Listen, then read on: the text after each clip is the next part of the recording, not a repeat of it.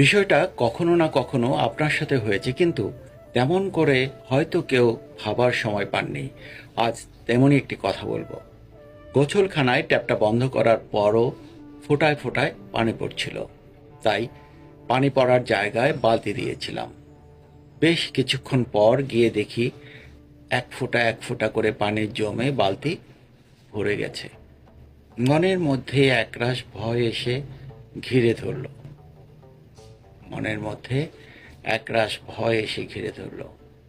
আমাদের দৈনিক ছোট ছোট ক্ষুদ্র ক্ষুদ্র পাপগুলো এভাবেই জমে জমে হয়তো একসময় বিশাল পাপের মহাসাগর হয়ে যাবে। এই যে মিথ্যা বলা দুই একটা কথা, অমুকের নামে মুখ ফসকে গীবত করে ফেলা, রাগের মাথায় কাউকে গালি দিয়ে বসা, ইত্যাদি ইত্যাদি দৈনিক অল্প অল্প কিছু পাপ জমতে জমতে যদি এক সাগর পাপ হয়ে যায়,